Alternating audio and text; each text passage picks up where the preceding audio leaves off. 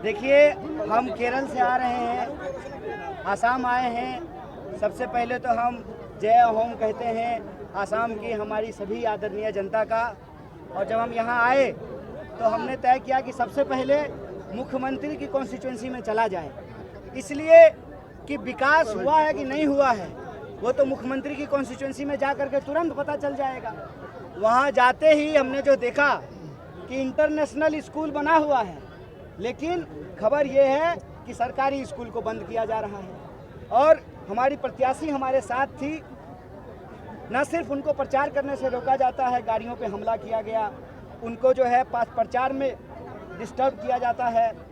तो हमको ये लगा कि जब मुख्यमंत्री ही गुंडागर्दी करने पे तुला हुआ है तो फिर राज्य में डेमोक्रेसी की क्या हालत होगी, इसका आप अंदाज़ा लगा सकते हैं। राज्य में डेमोक्रेसी वेंटिलेटर पे है।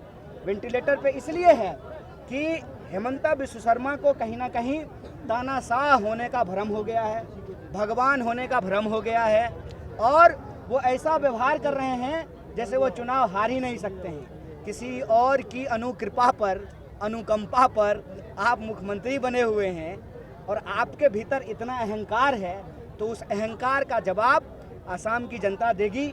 और आज आप लोगों ने एक खबर देखी होगी कि उनकी पत्नी के पास से कई पासपोर्ट निकले हैं। अब ये जांच का विषय है, अब जो है इस पे गृह मंत्रालय जांच करे, और जो जय शाह के पिताजी हेमंता बिस्व शर्मा को अपना फेवरेट बनाए हुए हैं, पहले ईडी जो है कार्रवाई कर रही थी, अब ईडी कार्रवाई करना बंद कर दी है।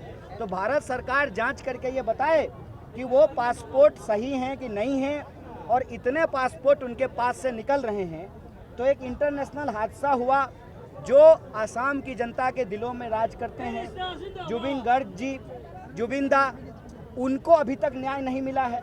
तो ये सारे जो मुद्दे हैं उसको देख करके ये लगता है कि आसाम की जनता कहीं ना कहीं परिवर्तन चाहती है, और कांग्रेस पार्टी परिवर्तन का एक विकल्प लेकर के आई है। हम आपके माध्यम से आसाम की जनता से अपील करते हैं कि किसी भी बहकावे में, किसी भी भुलावे में, किसी भी तरह के भटकाव में पड़ने की ज़रूरत नहीं है। आसाम में परिवर्तन की ज़रूरत है, भ्रष्टाचार को मुंहतोड़ जवाब देने की ज़रूरत है, गुंडागर्दी को जवाब देने की ज़रूरत है।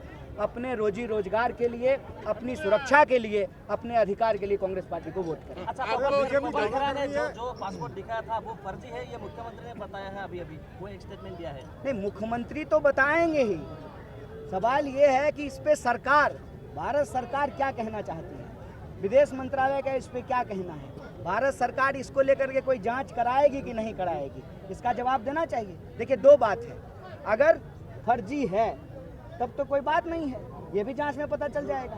अगर फर्जी नहीं है तो क्या मुख्यमंत्री की धर्मपत्नी पे कार्रवाई होगी कि नहीं होगी, ये सवाल है। मुख्यमंत्री ने बोला है अगर ये फर्जी नहीं हुआ, अगर वो गलत हुआ, रेड्डी की भैया गलत हुआ तो शॉर्ट डेट कर दिया जाएगा, ऐसा बोला है। शॉर्ट डेट का एनकाउंटर कर दिया जाएगा। किसका? रेड्डी की भैया का ऐसा कमेंट दिया है सीएम ने। अगर ये किसका एनकाउंटर करेंगे? रेड्डी की भैया का, उसका पत्नी का। नहीं भाई, इनकाउंटर क्यों करेंगे? अगर ये फर्जी नहीं, इनकाउंटर क्यों करेंगे? इस देश में न्यायालय है ना, जज है ना, वो भूल गए हैं। ईडी भी है जो उनके ऊपर केस किया था, इनकम टैक्स भी है, सीबीआई भी है, तमाम डिपार्टमेंट हैं। इनकाउंटर करने की जरूरत नहीं है, गिरफ्तार करके मुकदमा चलाइए, न्यायालय जो सजा देगी वो सजा होगा। देखिए, हम उनकी पत्नी के इनकाउंटर में के भी समर्थक नहीं हैं, हम किसी और के भी इनकाउंटर के समर्थक नहीं हैं। हम कहते हैं कि देश सिस्टम से चलना चाहिए, जैसे सिस्टम से ही हो रहा है ना। अब मान लीजिए कि वो कैमरा ही आप मेरे मुंह में लगा देंगे तो होगा क्या? माइक यहाँ लगा हुआ है, कैमरा वहाँ लगा हुआ है, आप हाथ में पकड़े हुए हैं, मुंह से बोल रहे हैं, आँख से आंसू निकलता है, कान से सुनते हैं, सब कुछ सिस्टम से चलता है ना।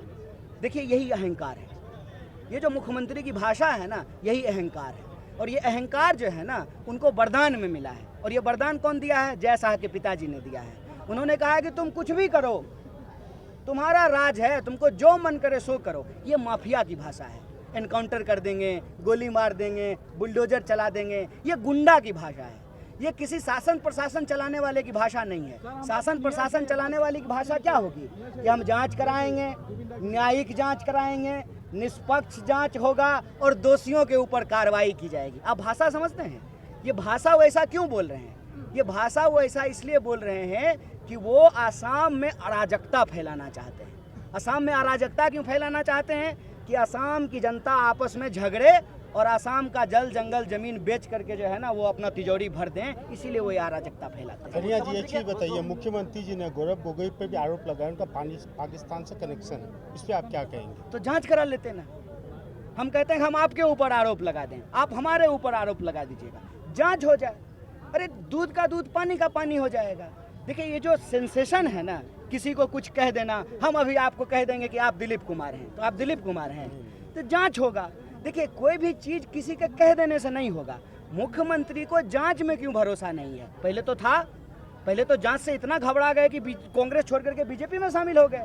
अब देखिए वो जांच बंद हो गया है, अब ईडी कोई कार्रवाई नहीं कर रही है, भ्रष्टाचार का कोई केस नहीं चल रहा है। यही बात असम की जनता को समझना है। अच्छा, रिनी के भैया ने एक फेसबुक में पोस्ट दिया है कि पवन खेरा ने ये फर्जी जो पासपोर्ट है वो बनाया है, इसके अगेंस्ट में केस डालेगा कोर्ट में। रिनी के भैया ने बोला है, मुख्यमंत्री की पत्नी ने। तो नेकी और पूछ किसका इंतजार कर रहे हैं? तुरंत केस कीजिए, लेकिन ये बताइए ना कि जांच कब होगी, उनके ऊपर मुकदमा कब दायर होगा। और बात एक चीज का नहीं है, हमने कहा ईडी कार्रवाई कर रही थी ना हेमंता बिश्व शर्मा के खिलाफ, याद है कि भूल गए? जब कांग्रेस में थे तब वो जो आरोप आज वो लगा रहे हैं कांग्रेस में, वो सारा आरोप तो उनके ऊपर ही है। और जो सारे नेता के ऊपर आरोप लगा रहे थे उसमें से 50% तो उनके मंत्रिमंडल में है, उनके साथ में ही है। जहां ये अभी कह रहे थे 40 साल 45 साल, तो 40-45 साल में तो कांग्रेस का भी राज है ना। वो जो 40 साल 45 साल से जो लोग गुंडागर्दी जमा करके बैठे हैं, तो सब तो हेमंता बिश्व शर्मा के ही पुराने साथी हैं ना। वो आगे आगे गए, बाकी पीछे पीछे उनके साथ जा रहे हैं। तो जांच कराने में क्या दिक्कत है? क्या प्रॉब्लम है जांच कराने में? भाई आप ही का राज है, हर जगह आपकी सरकार है, आपके पार्टी के प्रधानमंत्री हैं, आपके पार्टी के गृह मंत्री हैं, फिर भी जांच कराने में घबरा रहे हैं। जांच कराने में क्या दिक्कत है? हम आपके ऊपर कोई आरोप लगा दें, जांच होगी ना, कानून है ना, न्यायालय है ना, जज है ना। क्यों? देखिए क्या है ना कि इनको न्यायिक प्रक्रिया में कोई भरोसा नहीं है, इसीलिए अभी तक जुबिंदा को भी न्याय नहीं मिला है। कांग्रेस पार्टी आएगी, 100 दिन के भीतर जुबिंदा को भी न्याय दिलाया जाएगा, असम की जनता को। सर असम में लहर देख रहे हैं आप कांग्रेस की? ये तो आप बताएंगे सर। लेकिन आप घूमे जितना अभी तो जितना हम तो जहाँ जाते हैं वहाँ तो हमको लहर दिखेगा ही, क्योंकि हमारी पब्लिक मीटिंग में हमारे लोग आएंगे ही। लेकिन लहर तो असली आपको पता चलेगा, आप भले दिखाएं नहीं दिखाएं, लेकिन लहर तो आपको पता चल ही रहा होगा। धन्यवाद।